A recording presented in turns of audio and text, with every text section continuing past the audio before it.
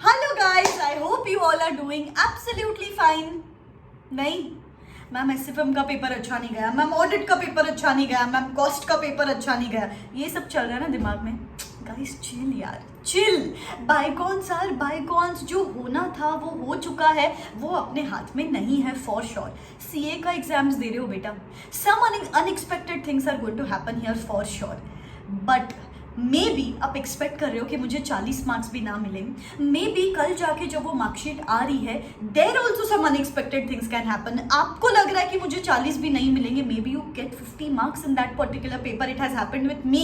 मुझे लग रहा था एक पेपर में मुझे 35-36 के ऊपर जा ही नहीं रहे, मैं कितना भी कैलकुलेट करूं, एंड जब एग्जाम पेपर चेक करके आया मुझे 53 मार्क्स मिले थे। सो डू नॉट वरी, अपने कैलकुलेशन और प्री कंसीव नोशंस को थोड़ा सा बंद करते हैं। So this video is like recovery tips from group 1 and boosting up tips for group 2 students. बहुत यूजफुल रहेगा। It's going to fill you up with positivity and motivation for rest of the 7-8 days. तो ध्यान से सुनना, अच्छे से सुनना। सबसे पहली बात, don't stumble over something behind your back. जो होना था वो हो चुका है। अभी कुछ कर सकते हो क्या? नहीं, सिर्फ एक चीज करो, रो दो। Yes, I literally mean रो दो, आंसू बहा के रो दो। मम्मी पापा, मैं तो मम्मी के ब्लैक पे जाके बस रो देती थी जोर जोर से, and that just relieved me of all the baggages. That used to relieve me of all the baggages, because baggage अगर कचरा यहाँ पे बहुत सारा रहा तो कंसंट्रेशन से आप ग्रुप 2 की पढ़ाई नहीं कर पाओगे। तो जो भी मन में है एक बार की भड़ास निकाल दो, पिलोज फेंक दो, जोर जोर से रोना है रो दो, बस वंस एंड फॉर ऑल उसको फुल स्टॉप लगाते हैं, बिकॉज ये नई बिगनिंग है अभी ग्रुप 2 की। ग्रुप 2 के एग्जाम्स को प्रॉपर जस्टिस देना है, फुल स्टॉप लगा दो। ग्रुप 1 के लिए जो भी आपको लग रहा है वो सब इमोशंस को अभी फुल स्टॉप लगाने वाले अपन। So don't stumble over something behind your back. जो होना था वो हो चुका है। In fact comment in the comment section below, what is coming is going to be much better than what has gone. ये बस आपकी दीवार पे भी चिपका लो, what is coming is going to be much better than what has gone. Just have that smile on your face. Second चीज, you know what guys, there are no regrets in life, there are just learnings. तो अभी आपने group 1 का exams दिया, and suppose आप अभी group 2 ही दे रहे हो, आपने ग्रुप 1 का एग्जाम्स नहीं दिया है फॉर एग्जाम्पल, तो भी मैं आपको बोलती हूँ कुछ मिस्टेक्स जो ग्रुप 1 के स्टूडेंट्स ने कमिट की है। सबसे पहली मिस्टेक, 1.5 डे का प्लान प्रॉपर्ली नहीं किया। सेकेंड मिस्टेक, एग्जाम हॉल में एंटर करने से पहले किसी से बातचीत कर ली। ये इसमें से लेट्स से प्रोफेशनल एथिक्स में से ये क्लॉज में से कुछ किया है कि तूने, ये ऑडिटिंग स्टैंडर्ड्स का ऐसे 200 में से ये क्वेश्चन पूछ लिया रैंडमली।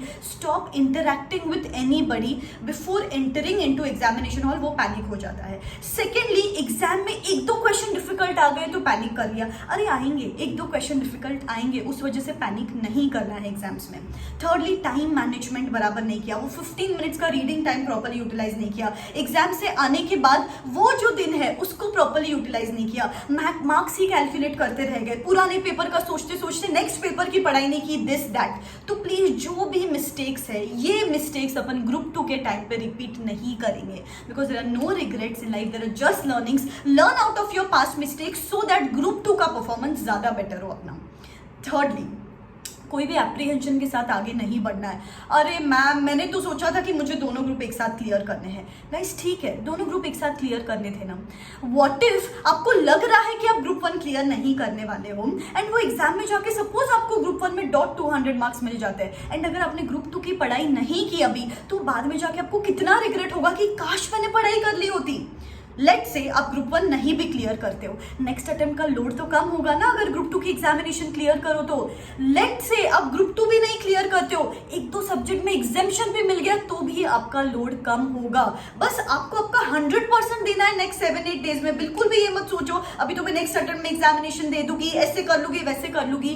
प्लीज, ये 7-8 डेज बहुत डिसाइडिंग डेज है। उसके बाद जो मस्ती मारनी है, जो सोना है, नेटफ्लिक्स देखना है, जो करना है करो। ये 7 दिन में अपन कुछ उखाड़ तो नहीं लेने वाले दूसरा कुछ, उससे बेटर है अपना प्रॉपर हार्ट एंड सोल देना है। डिसाइडिंग डेज है 7-8 डेज, कुछ नहीं तो एक ग्रुप या 2 सब्जेक्ट एग्जामिशन तो लेके ही निकलेंगे अपन, ठीक है। And the last point is, see guys, majority of the times मैंने स्टूडेंट्स को देखा है कि एक्सपेक्टेशन ही बहुत ज्यादा है कि मेरा ये पेपर में मुझे 100 मार्क्स का पूरा अटेम्प्ट करना है, ये पेपर ना इसमें मुझे एग्जामिशन लेके आना है। Guys just remember, we are giving CA exams, expect the unexpected. आपको एग्जाम में आपका EQ लेवल मेंटेन रखना है। अभी ऑडिट का पेपर डिफिकल्ट आया सीए फाइनल में, अभी मुझे 70% लोगों ने बोला कि पेपर डिफिकल्ट आया, लेकिन 30% लोगों ने बोला कि मैम एवरेज गया। ऐसा नहीं था कि बहुत डिफिकल्ट था, बिकॉज दे न्यू कि वो 2 से 3 क्वेश्चन तो डिफिकल्ट है। They started searching the question which are easy. 2 से 3 क्वेश्चन इजी भी थे पेपर में।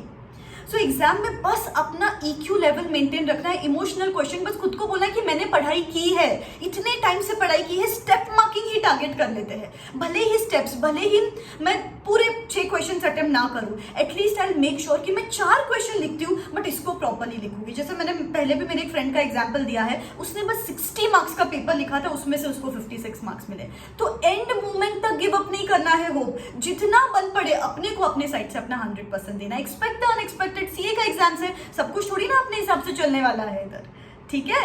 सो या इसके आगे माइंडसेट बहुत इंपॉर्टेंट है। एंड जैसे मैंने बोला, what is coming is going to be much better than what has gone. इस हिसाब से अभी आगे बढ़ेंगे, ठीक है। एग्जाम तक बहुत सारे वीडियोस और पोस्ट करती रहूंगी मैं आप लोग के लिए। कुछ भी आपको चाहिए मेरे साइड से कि मैम इस पे वीडियो बनाओ या इस पे वीडियो बनाओ, comment in the comment section below. I am there with you. जैसे मैं हमेशा बोलती हूँ, I am going to stand by you till the very end of your examination, ठीक है। Wish you all the best. 100% देके आना अपना ग्रुप टू एग्जामिनेशन के लिए। चलो ta-ta, believe in yourself, bye.